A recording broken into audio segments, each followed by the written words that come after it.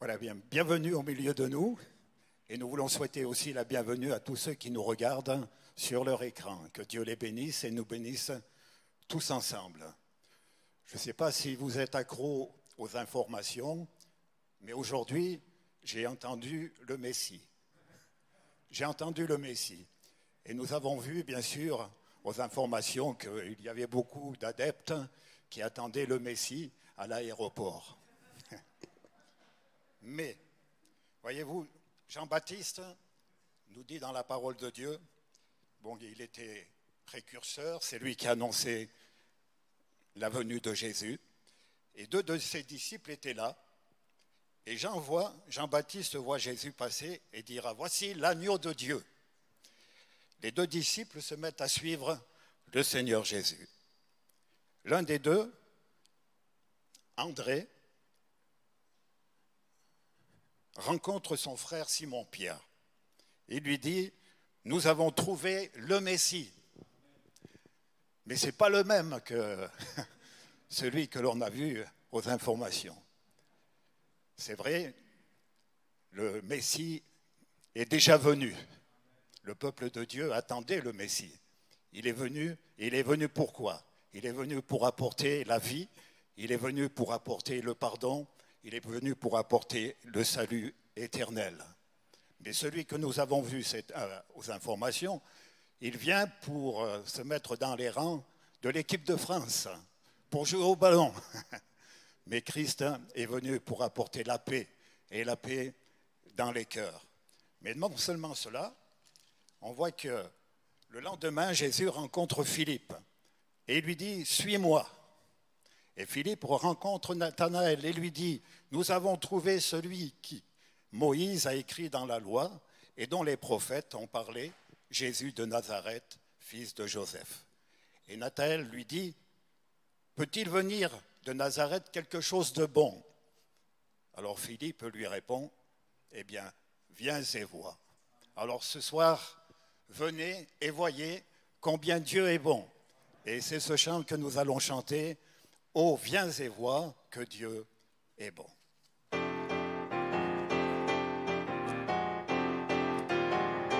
Oh, viens et vois que Dieu est bon, combien l'homme est béni, car il se cache en lui. J'ai cherché Jésus et il m'a répondu. Lui seul m'a délivré de mes craintes passées. Je veux le remercier car il est bon. Son grand amour pour moi ne tarira pas. Je veux le remercier car il est bon. Son grand amour pour moi ne tarira pas. Oh, viens et vois que Dieu est bon, combien l'homme est béni, car il se cache en lui. J'ai cherché Jésus et il m'a répondu. Lui seul m'a délivré de mes craintes passées. Je veux le remercier car il est bon. Son grand amour pour moi ne tarira pas. Je veux le remercier car il est bon. Son grand amour pour moi ne tarira pas. Amen. J'ai cherché Jésus et il m'a répondu. C'est ce que nous dit la parole de Dieu. Cherchez et vous trouverez. Amen. Le véritable ami aime en tout temps. Jésus est le véritable ami.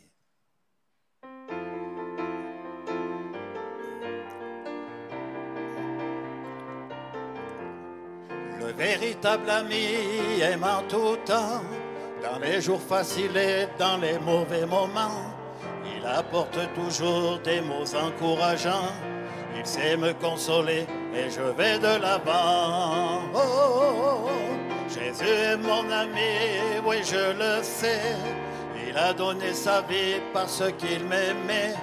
Je veux être fidèle à son amitié, aimer à tout instant pour lui ressembler. Le véritable ami aime en tout temps, dans les jours faciles et dans les mauvais moments. Il apporte toujours des mots encourageants.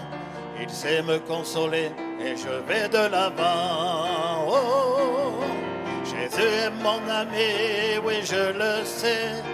Il a donné sa vie parce qu'il m'aimait.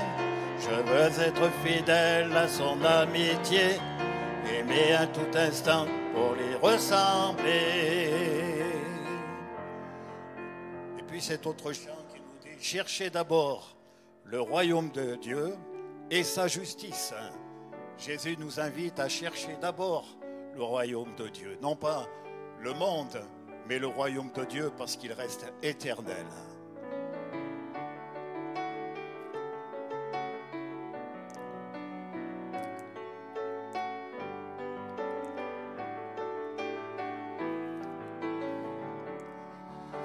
Cherchez d'abord le royaume de Dieu et sa justice, et toutes choses vous seront données en plus. Alléluia, alléluia. L'homme ne vivra pas de pain seulement, mais de toute parole qui sortira de la bouche de Dieu. Alléluia, alléluia. Vous qui peinez, vous dont le fardeau est lourd, je vous appelle. Venez à moi et je vous soulagerai. Alléluia, alléluia. Je suis venu allumer un feu nouveau sur votre terre. Déjà vos cœurs sont brûlants de mon amour. Alléluia, alléluia. Amen. Jésus est venu pour apporter la lumière aux hommes qui étaient dans les ténèbres. C'est vrai, les uns et les autres, nous étions dans les ténèbres. Moi-même, je vivais, je marchais dans les ténèbres. Je marchais dans le péché également. Mais Jésus, un jour, est venu habiter dans mon cœur. Parce qu'il a eu compassion de moi, parce qu'il a eu pitié de moi. Il ne voulait pas que je reste dans cet état. Et alors, il est venu dans mon cœur, il m'a apporté la lumière, il m'a apporté le pardon et il m'a apporté le salut éternel. Il a apporté la paix aussi dans mon cœur. Que son nom soit béni. Et Jésus ne change pas, il demeure toujours le même. Et encore ce soir, il est celui qui veut agir parfaitement dans votre cœur parce qu'il vous aime. Amen. C'est si bon de marcher avec le Seigneur.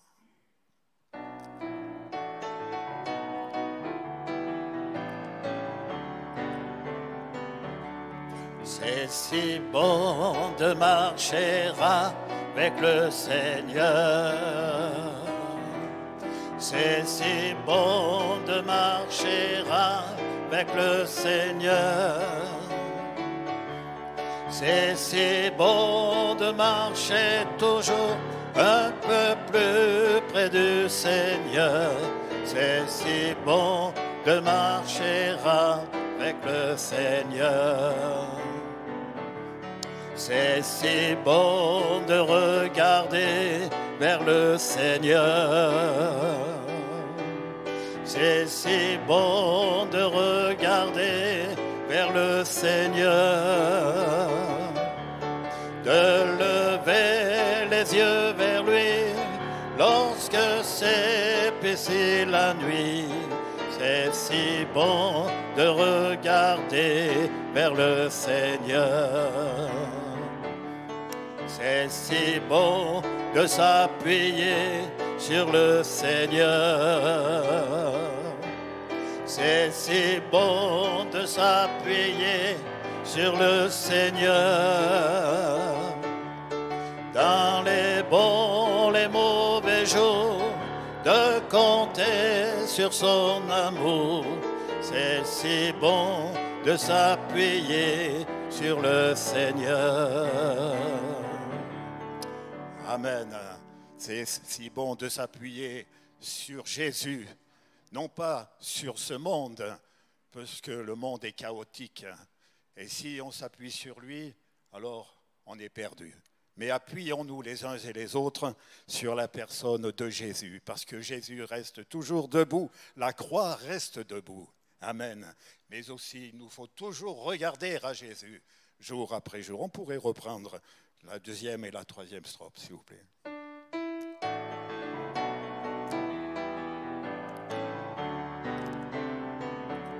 C'est si bon de regarder vers le Seigneur.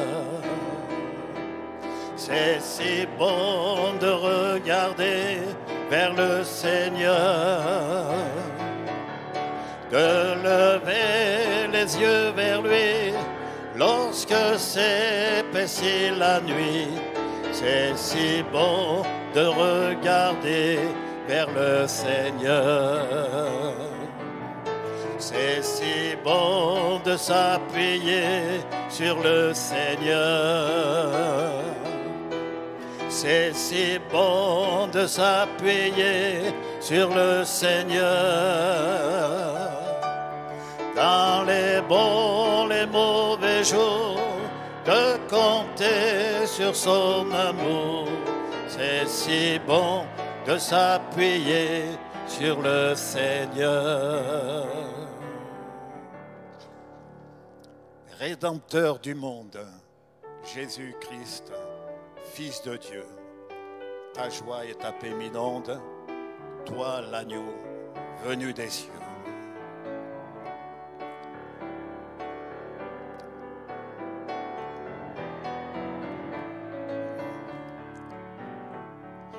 Rédempteur du monde, Jésus-Christ, Fils de Dieu, ta joie et ta paix m'inondent, toi l'agneau devenu des cieux. Merci notre Père d'avoir donné Jésus, ton Fils, et d'envoyer ta lumière par le Saint-Esprit. Rédempteur du monde, pour nous tu fus crucifié. Ton amour, ta grâce abonde, ô glorieux ressuscité. Merci notre Père d'avoir donné Jésus ton Fils et d'envoyer ta lumière par le Saint-Esprit. Un jour dans la gloire, je verrai ta face. Je vivrai sous ton regard, sauvé par ta grâce. Merci notre Père d'avoir donné Jésus ton Fils et d'envoyer ta lumière par le Saint-Esprit. Merci notre Père d'avoir donné Jésus ton Fils et d'envoyer ta lumière par le Saint-Esprit. Gloire à Dieu. Avant de laisser toute la place à notre frère Jean-Luc pour apporter la parole de Dieu, chantons ce dernier chant, « Oh, viens à Jésus ». C'est un appel. « Oh, viens à Jésus, aujourd'hui, viens à lui ».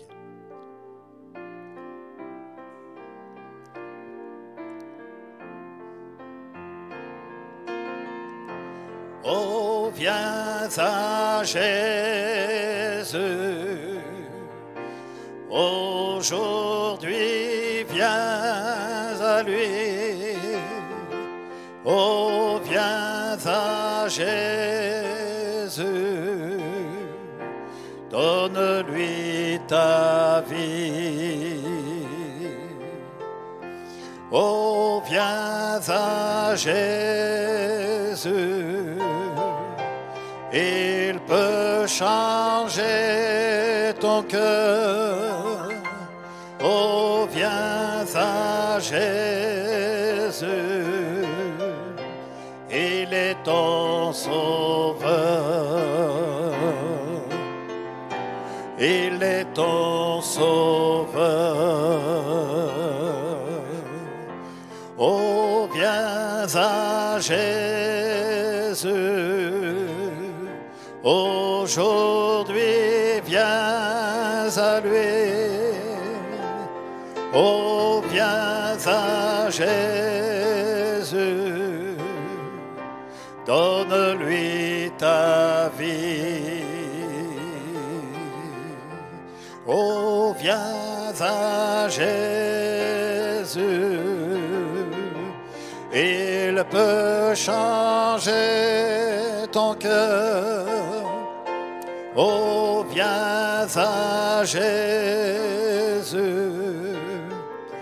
il est ton sauveur. Il est ton sauveur. Voilà, nous laissons toute la place à la parole de Dieu.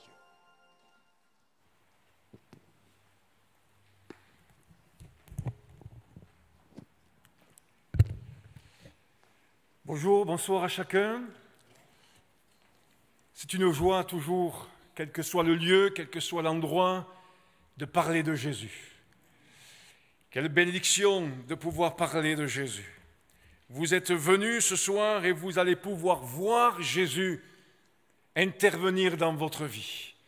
Si vous invoquez le nom de Jésus, là où vous êtes, à votre domicile, ou en regardant cette vidéo, si vous priez de tout votre cœur Jésus-Christ, si vraiment vous êtes sincère dans cette démarche, vous allez pouvoir voir Jésus. C'est vrai que notre ami et notre frère Joseph nous faisait mention de l'actualité. Il n'y a plus de virus aujourd'hui. C'était centré que sur cet événement parisien. Mais mes amis, ils sont allés à l'aéroport, mais ils n'ont pas vu. Alors que quand on vient à Jésus, on peut voir sa grâce se manifester dans notre vie, voir son amour apporter la guérison, voir l'espoir renaître, voir la foi prendre naissance, prendre corps et se développer dans notre âme, dans notre esprit. Quand on vient à Jésus, on ne repart pas comme on est venu. Quand nous lisons l'Évangile, la parole de Jésus, la bonne nouvelle de Jésus-Christ, nous nous apercevons que tous ceux qui ont cherché à avoir un contact avec Jésus, malgré les obstacles, malgré la foule, malgré peut-être des raisonnements religieux, les a priori, peut-être même la peur du qu'en dira-t-on, l'appréhension de ce qu'on pourra dire de soi alors qu'on vient à Jésus. On s'aperçoit que quand les gens, les femmes, les hommes, les personnes malades, même ceux qui étaient mis en dehors de la société se sont approchés de Jésus, elles ont été au bénéfice de sa puissance. Elles ont été au bénéfice de sa grandeur et de son amour. Qu'il est bon de parler de Jésus-Christ, l'envoyé de Dieu, le Messie, oui, mais celui qui est oint du Saint-Esprit, qui a une autorité pour chasser les démons, qui a reçu l'autorité, il dira lui-même à la fin de son ministère, de son passage ici-bas sur cette terre, tout pouvoir m'a été donné sur la terre comme au ciel.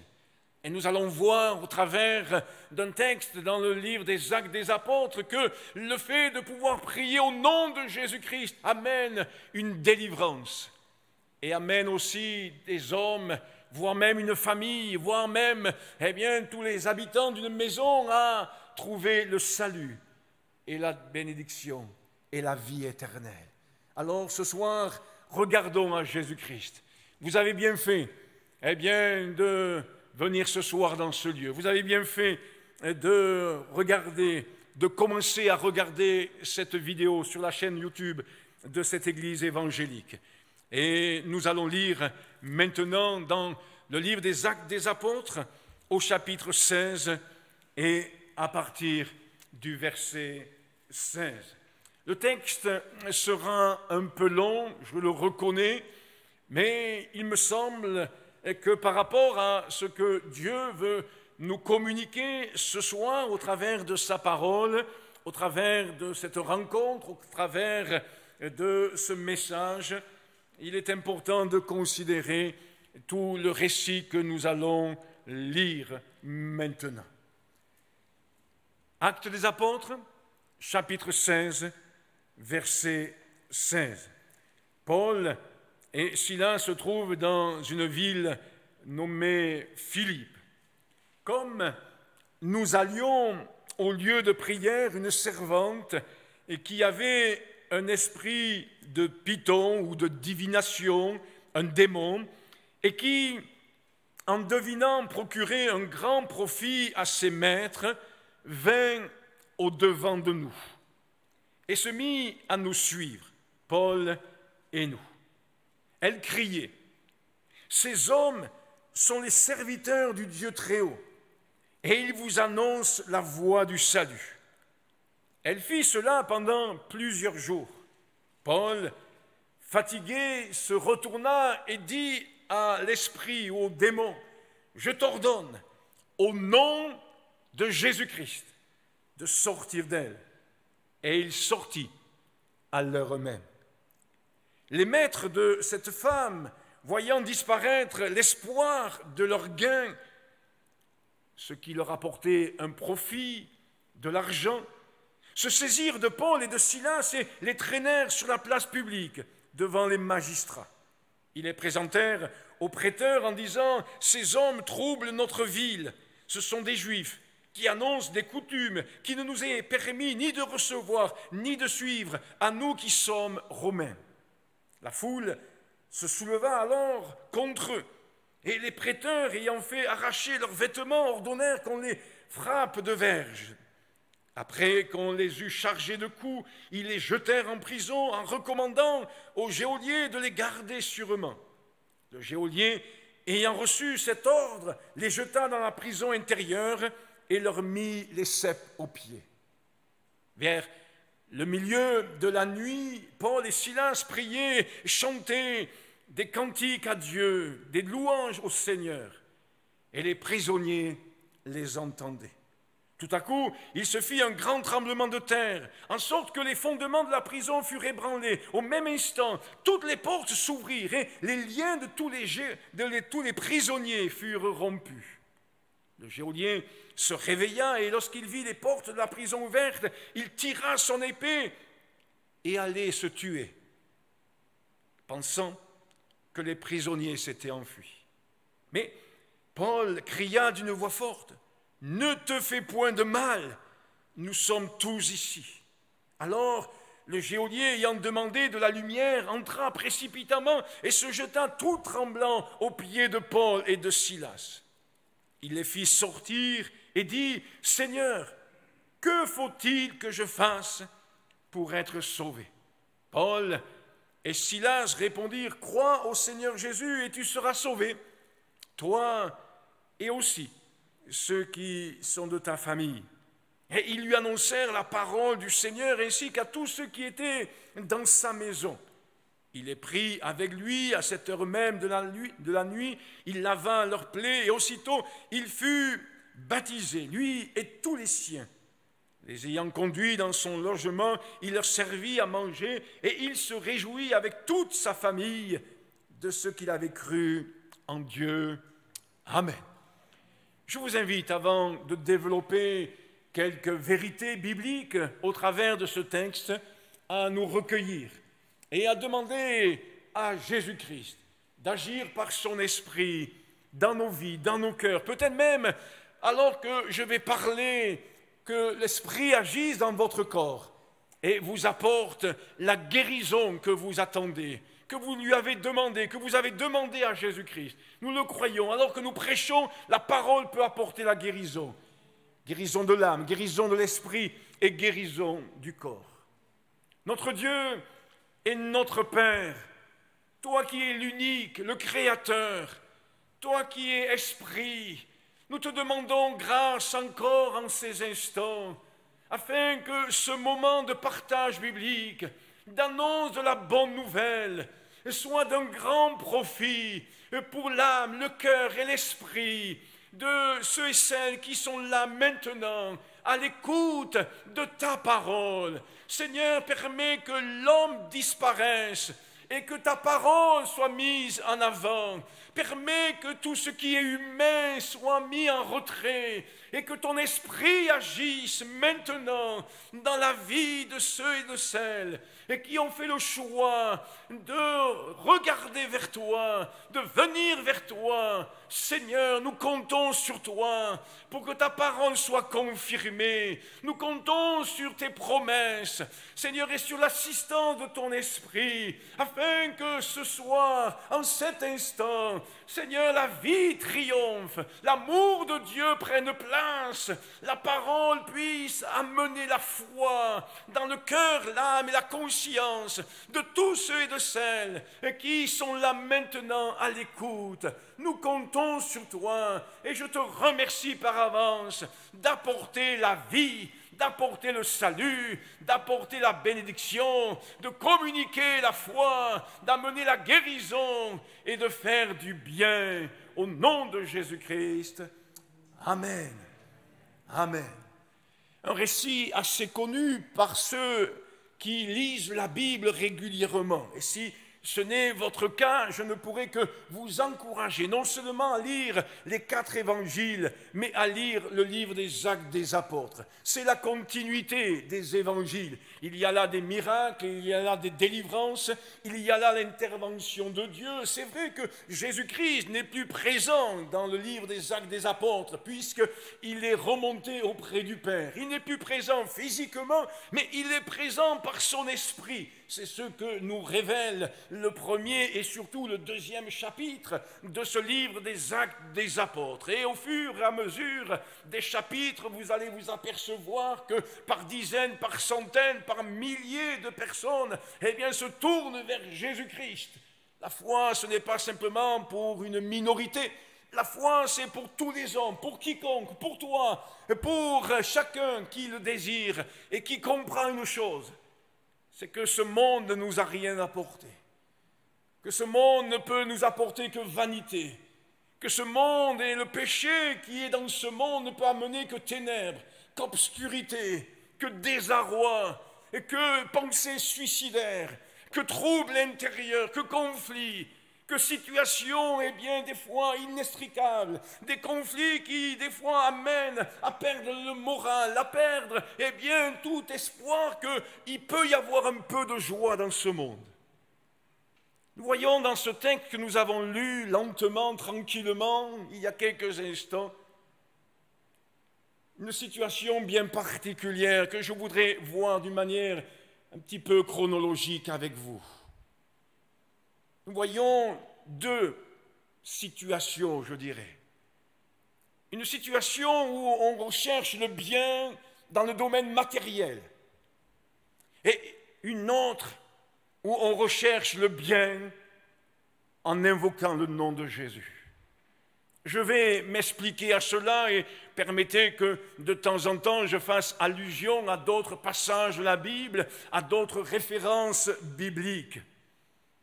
Mais ce qui est la pensée centrale ce soir pour chacun d'entre nous, c'est ce que cet homme chrétien, Paul, apôtre de Dieu, envoyé de Dieu, missionnaire, va dire à ce geôlier à un moment donné, il lui dit « Ne te fais point de mal ». Je ne veux pas parler simplement à ceux qui pourraient avoir des pensées suicidaires, comme c'est le cas pour ce geôlier, mais nous pourrions généraliser cette pensée et considérer derrière la parole de Paul qu'il y a là la parole de Dieu, au-delà d'un homme. C'est pourquoi quand j'ai prié tout à l'heure, j'ai demandé à Dieu que l'homme disparaisse et que Dieu puisse se révéler, que le côté humain de ma personne disparaisse pour que l'Esprit de Dieu, je le crois, qui est capable d'agir dans ce lieu et au travers des murs et ailleurs dans le monde, puisse agir, afin que chacun d'entre nous, nous comprenions que oui, Dieu nous dit à chacun d'entre nous, adolescents, jeunes, adultes, personnes âgées, ne te fais point de mal. D'une manière affirmative, on pourrait dire ceci, cherche le bien. C'est un peu cela ce que dit l'apôtre Paul. Ne va pas dans la direction du mal. Ne poursuis pas ta pensée qui te conduit au mal, mais bloque cette pensée. Stoppe-la. Cette spirale qui voudrait t'amener dans le mal, te plonger de plus en plus dans le mal. Et dans le cas que nous avons vu ce soir dans ce texte, c'est une situation suicidaire, une situation de non-retour. Et Dieu veut nous dire, cherche le bien. Cela est possible. Car le bien se trouve auprès de notre Seigneur Jésus. C'est pourquoi nous sommes très heureux d'annoncer Jésus. D'annoncer ce qui est bon, ce qui est agréable. Permettez-moi de dire ce qui est positif, ce qui est édifiant, constructif, ce qui est épanouissant, ce qui apporte un rafraîchissement, ce qui donne de l'espoir, et pas simplement pour quelques décennies ici-bas sur cette terre, mais de l'espoir pour l'éternité, pour être avec Dieu dans l'éternité. Alors, permettez quelques réflexions au sujet de ce passage que nous avons lu. En effet, il y a là une femme qui est animée d'un démon, d'un esprit mauvais, impur.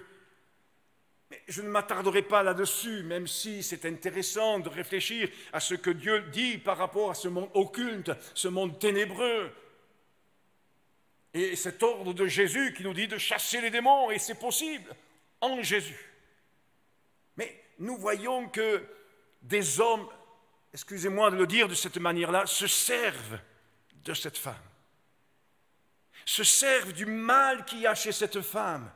Se servent de l'esprit mauvais qu'il y a chez cette femme. L'esprit, nous est-il dit, de divination. Ils s'en servent de cette femme et de ce qu'elle a en elle, de ténébreux pour gagner de l'argent, pour faire du profit. Quel drame! Quand, on se sert des gens pour pouvoir s'enrichir. Il nous est dit, verset 19, nous l'avons lu, je le répète, pour que ces choses se déposent dans notre cœur, les maîtres de la servante, voyant disparaître l'espoir de leur gain. Le gain, gagner. Lorsque la publicité pour les lotos et autres se font, on nous dit tant de gains. 30 000, 40 000, 50 000, plus que ça encore, de gains. Et l'être humain est assoiffé de gains, pensant qu'au travers de ce gain, on peut avoir le bonheur, on peut avoir la vie. Mais vous le savez, ce n'est pas écrit dans la Bible, mais quand même, quelque part, la Bible dit plus ou moins, l'argent ne fait pas le bonheur. Et pourtant, ces gens sont là, attachés à cette manière de fonctionner. Ils ont mis, excusez-moi l'expression, le grappin sur cette femme et ils s'en servent pour, remplir leur poche. Quelle douleur, quel drame! Mais mes amis, ce n'est pas ainsi que nous pouvons trouver le bien et le bien-être. Alors Dieu fait grâce et voici que l'apôtre Paul intervient au nom de Jésus, apporte une solution à cette femme pour qu'elle soit libérée du mal et donc qu'elle puisse connaître le bien. Vous me suivez? Mais ceux qui ont la mainmise sur elle ne sont pas contents.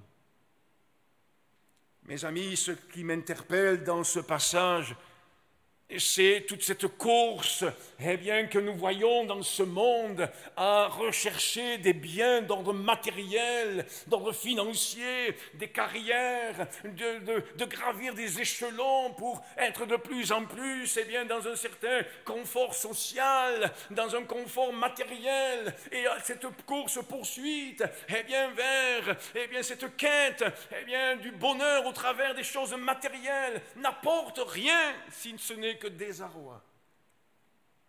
Moi aussi, j'essaye d'être un peu à l'actualité. Et je lisais un article de journal dernièrement sur plusieurs médaillés olympiques des années passées. Pas de cette année, des Olympiades passées. Et on est surpris. C'est des faits. C'est une réalité de voir que l'Olympiade passée, Olympiade des années 2000, même des années avant, alors là, il y a la solitude, il y a le désarroi, il n'y a plus cette gloriole, il n'y a plus cette médiatisation de la personne, et il y a aussi ce désarroi. Cela m'amène à vous encourager à lire quelques chapitres plus loin de ce que nous avons lu au chapitre 19, où nous retrouvons à Éphèse, une autre ville, quasiment la même situation. Il y a là, à cause de l'annonce de l'Évangile, il y a là des émeutes, et il nous est dit qu'un nommé Démétrius est inquiet là aussi pour son industrie, pour son entreprise.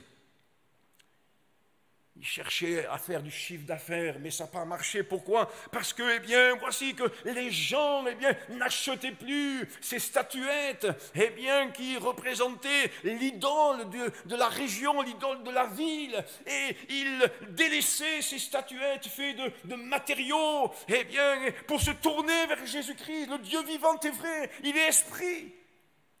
Il a des yeux et il voit. Il a des oreilles et il entend. Il a une bouche et il parle. Et la Bible nous dit que son bras n'est pas trop court pour intervenir, pour sauver, pour délivrer. Alléluia. Et alors ce Démétrius, lui aussi, il est inquiet. Pourquoi? Et il le dit.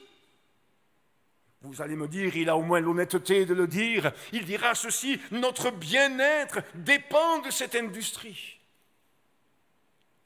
Posons-nous la question ce soir, de quoi dépend notre bien? Notre bien-être. Et je ne parle pas de notre bien-être physique, mais de notre bien-être moral, spirituel. De quoi dépend-il?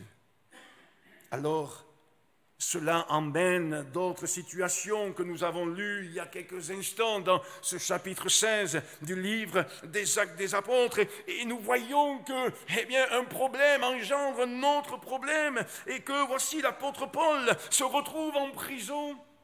Il chante Dieu, il reste dans la foi, il est confiant dans le Seigneur, et il ne panique pas, il ne stresse pas, au contraire, la paix de Dieu est là, la joie de Dieu est là, il l'exprime à haute voix, les gens l'entendent, le geôlier entend, les prisonniers entendent aussi tout cela. Et puis il se passe ce miracle.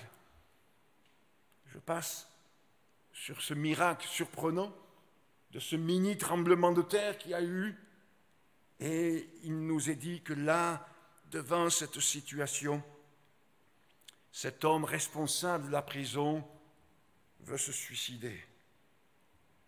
Un homme, remarquons ceci ensemble ce soir,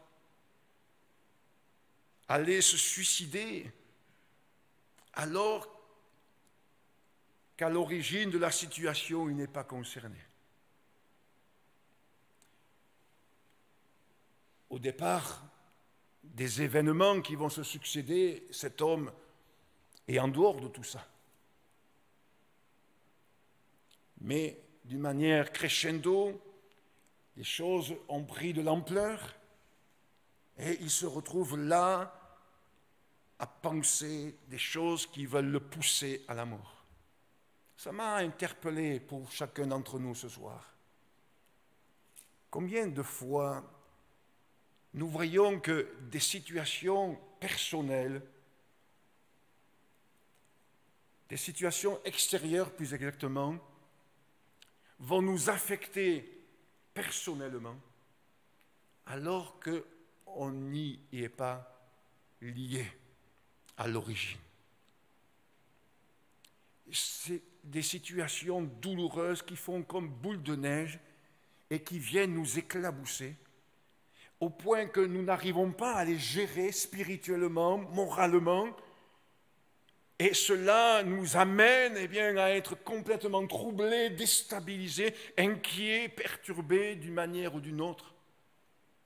Cet homme, ce geôlier, pour le dire autrement, n'était pas lié à cette femme qui avait un esprit de python. Ce geôlier n'était pas quelqu'un qui avait la même mise sur cette femme. Ce geôlier n'avait rien à voir dans un premier temps avec Paul et avec Silas, avec les autorités de la ville. Non, il était tranquillement, on pourrait dire, à son poste, dans sa fonction. Et une situation va surgir. Et il nous est dit qu'il était à 2 doigts de se suicider. Combien de fois nous pouvons nous retrouver dans une situation sans l'avoir souhaité? Mais Dieu est là. Et j'aimerais te dire, Dieu est là, tout près de toi. Certes, tout près du geôlier, il y avait Saul de Tarse, Paul. Mais tout près de toi, il y a plus grand que Saul de Tarse. Il y a plus grand que Paul. Il y a plus grand que tout pasteur. Il y a plus grand que tout responsable d'église. Il y a Jésus-Christ. Et Jésus-Christ est près de ceux et de celles qui le cherchent. Jésus-Christ est près de ceux et de celles qui l'invoquent. Jésus-Christ est près de ceux et de celles qui souffrent. Jésus-Christ est près de ceux qui veulent en finir avec leur jour. Jésus-Christ est près de ceux qui veulent en terminer parce qu'ils n'ont pas d'espoir. Jésus-Christ est là, tout près de toi. Alors, oui, ce geôlier, il nous est dit, il tira son épée et allait se tuer, pensant que les prisonniers s'étaient enfuis. Oh, j'ai lu souvent ce passage, peut-être vous aussi. Mais un mot a été mis à la surface, en relief, dans cette phrase que je viens de lire. Le mot, c'est « pensant ». Je redis la phrase. Il tira son épée et allait se tuer, pensant que les prisonniers s'étaient enfuis. Allons droit au but. Sa pensée était fausse. Et il allait agir sur une pensée erronée. Il allait fonder une décision. Il allait fonder un choix éternel. Je ne peux pas dire un choix de vie, mais un choix qui a une répercussion éternelle sur une pensée mensongère. Quel drame! Quel drame! J'ai entendu cela une fois dans les médias. C'était un responsable, sportif dans un club qui s'est suicidé pensant qu'il avait une maladie grave. Et l'entourage, a dit ensuite, il n'était pas malade. Quel drame! Je ne dis pas que quand on a une maladie grave, il faut s'appuyer là-dessus pour se donner la mort, non. Se suicider n'est pas une solution. Mais voici que cet homme, et j'insiste ce soir là-dessus pour vous, pour ceux qui écouteront peut-être, regarderont la vidéo plus tard, il a voulu faire un choix qui avait une répercussion éternelle sur du mensonge. Ce qui nous amène à considérer que c'est vrai, l'influence de nos pensées dans nos décisions. Je prendrai quelques exemples, chers amis. Combien des fois des personnes pensent être misérables, nuls, incapables, et nourrissent cette pensée au point de se dévaloriser, peut-être pas de se suicider, mais de se scarifier, de se détruire par différents moyens qu'il y a aujourd'hui, LSD, alcool, drogue, etc. Ou par la débauche. Tout ça parce qu'on a une mauvaise pensée sur soi-même, sur l'existence, peut-être sur d'autres situations. Mais j'aimerais te dire, viens à Jésus. Et tu verras que tes pensées seront des pensées pleines de vérité, des pensées qui te révéleront combien Dieu t'aime, combien tu es précieux, précieuse aux yeux de Dieu, tu as de la valeur. Et parce que, cet homme avait de la valeur aux yeux de Dieu, Dieu a fait en sorte que Paul et Silas, s'aperçoivent de ce geste. Parce que quand même, écoutez bien, il s'est aperçu de ce geste, cet homme, alors qu'on était dans l'obscurité. Paul s'est aperçu de ce geste alors qu'on était dans l'obscurité. Comment a-t-il vu que cet homme était en train de se tirer l'épée de son fourreau pour se suicider? Alors que nous lisons après la phrase suivante, il nous est dit, alors le geôlier ayant demandé de la lumière. Nous sommes en pleine nuit, l'obscurité. Et Paul discerne les choses. Et il ne veut pas que cet homme se fasse du mal parce que Dieu veut son bien comme Dieu veut ton bien.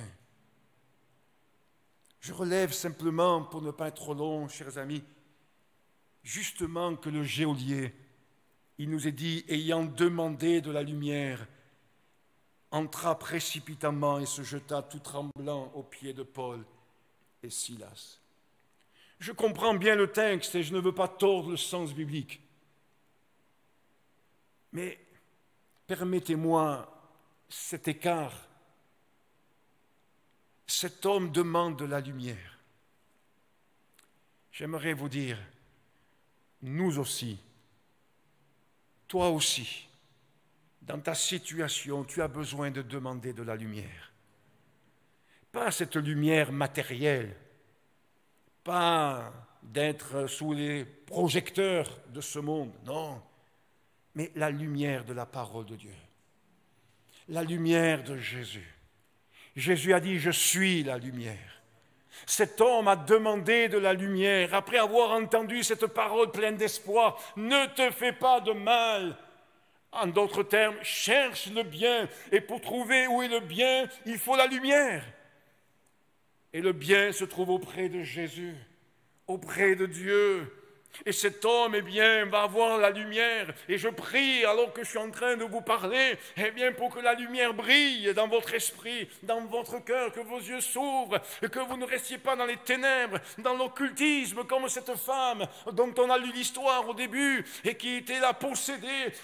J'aimerais que toi aussi, tu puisses demander de la lumière. Seigneur, éclaire-moi sur ce que je suis à tes yeux. Éclaire-moi par rapport à ce que tu as projeté pour moi. Éclaire-moi par rapport à la croix. Éclaire-moi par rapport au salut. Éclaire-moi par rapport à la foi. Éclaire-moi par rapport à la parole de Dieu. Éclaire-moi, éclaire-moi. Et si tu demandes la lumière, le Seigneur va t'éclairer. Et il va conduire tes pas parce que sa parole est une lampe. Sa parole est une lumière. Cela nous ramène à ce que nous lisons dans Luc 15, où il y a l'histoire de cette femme qui a perdu une drachme, une pièce de monnaie.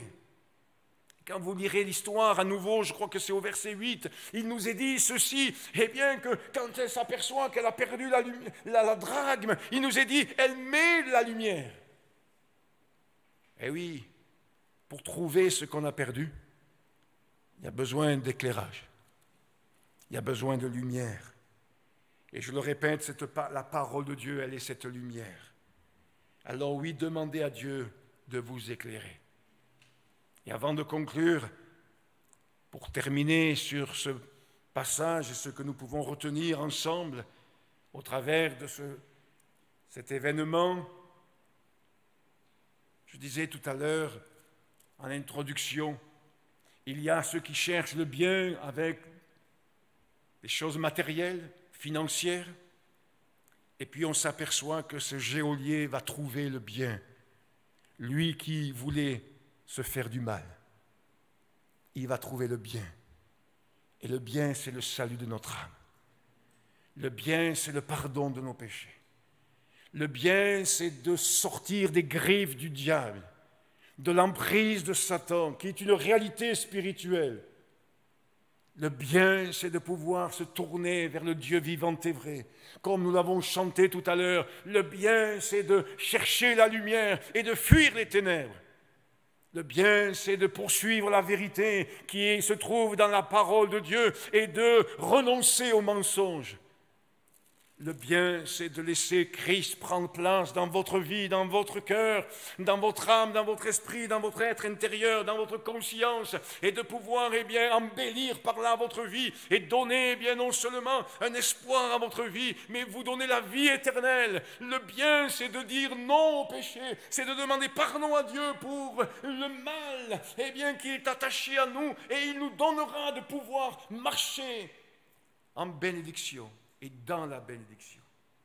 C'est pourquoi je me permettrai de citer un texte que nous trouvons dans le livre du prophète Ésaïe, dans l'Ancien Testament. Au chapitre 48, je vais le lire, et je vais le lire même lentement, pour que ces choses, avec la grâce de Dieu, se déposent dans nos cœurs à chacun, et que cela soit gravé en vous, chers amis, pour que vous puissiez vous y appuyer sur ces paroles, afin de pouvoir construire votre foi sur la parole de Dieu. Ésaïe 48, verset 17. Et voyez, moi j'arrive de Ganges, la campagne héroltaise, et puis Joseph fait chanter, et il fait chanter Rédempteur. Justement, qu'est-ce que nous lisons au verset 17 ? Ainsi parle l'Éternel, ton Rédempteur, c'est-à-dire celui qui a payé le prix pour t'enlever de l'esclavage.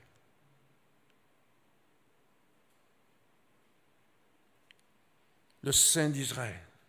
Moi, l'Éternel, ton Dieu, je t'instruis pour ton bien. Je te conduis dans la voie que tu dois suivre. Oh, si tu étais attentif à mes commandements, ton bien-être serait comme un fleuve et ton bonheur comme les flots de la mer. Nous retrouvons dans ces deux versets du prophète Ésaïe des choses, des mots, un vocabulaire que vous avez entendu ce soir dans ma bouche, bien-être. Mais nous ne sommes plus là dans le domaine de le rechercher dans les choses de ce monde, comme beaucoup courent après cela, dans des salons de bien-être et bien d'autres choses. Mais ce bien-être, ce bien tout court, il se trouve auprès de Jésus. Et pour cela, il ne faut pas simplement avoir la réflexion que nous avons eue, que j'ai partagée avec vous ce soir, mais il faut se laisser instruire par celui qui se présente à nous ce soir comme étant le Rédempteur, le Sauveur, le Libérateur. Mais je répète, il est dit « je t'instruis pour ton bien ». Et il est rajouté « ton bien-être serait comme un fleuve ». C'est magnifique un fleuve. Aujourd'hui, même dans le midi de la France, on voit des lits de rivières asséchés. C'est triste, c'est pas gai.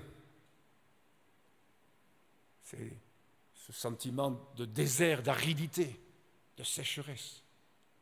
Mais un fleuve, c'est la vie, c'est l'abondance, c'est ce flot qui nous conduit dans ce qui est fertile, fructueux. Quelle bénédiction, quelle grâce. C'est ce que Dieu veut pour vous, amis. Alors, ne rejetez pas l'instruction. Ne rejetez pas l'appel de Dieu. Juste avant de prêcher, nous avons chanté « Viens à lui ». Il veut changer ton cœur. Il veut te faire passer du mal au bien, d'une vie de péché, d'iniquité, à une vie pleine de pureté, d'épanouissement, de joie et d'espérance. Oui, c'est dans son amour qu'il nous enseigne. Si ces hommes avaient la même mise sur cette femme, on pourrait les appeler aujourd'hui des maquereaux. Jésus ne cherche pas à avoir la même mise sur toi, mais il veut plutôt te tendre la main afin de te donner le salut, l'espérance et la vie éternelle. C'est par amour qu'il nous enseigne. Reçois la parole de Dieu, non comme quelque chose qui va t'amener dans un immobilisme, dans une paralysie, dans un esclavage. Non, bien au contraire. La parole de Dieu, elle est source d'épanouissement. Elle est source de bien-être spirituel, moral et aussi psychologique, si on veut aborder ce sujet. C'est pourquoi, mon ami, je voudrais prier Jésus encore une fois pour que, par le Saint-Esprit, cette parole soit saisie, soit reçue, soit acceptée, soit prise en compte, et que tu puisses, toi aussi, comme je l'ai fait il y a bien longtemps en arrière, comme Joseph le disait tout à l'heure dans les moments de chant, tu puisses dire, oui Jésus, je ne veux pas que le diable ait une emprise sur moi pour profiter de moi, mais je veux, Seigneur, te tendre ma main pour que tu la saisisses et que tu me conduises dans ce qui est bien. Je décide de ne plus me faire du mal à cause du péché, mais je décide ce soir, à cet instant, de rechercher le bien et je mets ma foi en toi, ma confiance en toi. Tu as promis, Jésus, d'accompagner ta parole. Qui suis-je pour que cette parole puisse transpercer les cœurs, vivement toucher les cœurs? Qui suis-je, Seigneur, pour convaincre que cette parole que tu m'as donnée d'annoncer est la vérité? Qui suis-je, Seigneur Jésus, pour mettre la lumière dans l'esprit, dans l'âme, dans la conscience, dans le cœur de ces amis qui écoutent, qui regardent? Seigneur, je te demande de grâce. Je sais que tu es fidèle, que tu es bon, et que, Seigneur, tu vas entendre le soupir, la prière. Tu vas, Seigneur, répondre favorablement, car tu ne mets pas dehors celui qui vient à toi, mais bien au contraire, quand quelqu'un s'approche de toi, tu lui fais du bien. C'est pourquoi, Seigneur, avec l'homme de Dieu dans la Bible, nous disons, m'approcher de Dieu, c'est mon bien. Seigneur, qu'aucune personne ne se fasse du mal, mais trouve le salut en toi, au nom de Jésus. Amen. Amen.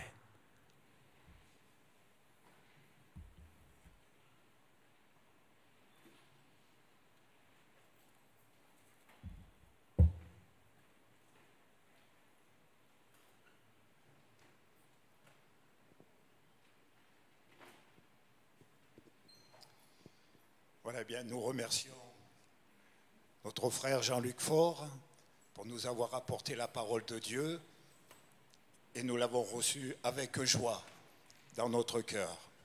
Et nous ne voulons pas repartir avec la tristesse, mais avec joie. C'est pourquoi j'aimerais chanter avec vous ce chant qui nous dit « Vous sortirez avec joie et vous serez conduits en paix ».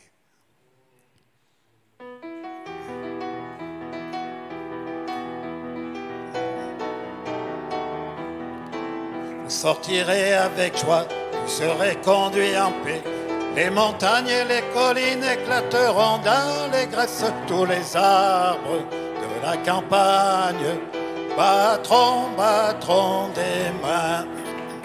Les arbres de la campagne battront des mains. Les arbres de la campagne battront des mains. Les arbres de la campagne battront des mains. Vous sortirez avec joie. Vous sortirez avec joie. Vous serez conduits en paix. Les montagnes et les collines éclateront dans les graisses. Tous les arbres de la campagne battront des mains. Les arbres de la campagne battront des mains. Les arbres de la campagne battront des mains. Les arbres de la campagne battront des mains. Vous sortirez avec joie. Amen. Voilà, nous disons au revoir à ceux qui nous regardent donc sur leur écran. Que le Seigneur les bénisse et à très bientôt donc de vous revoir.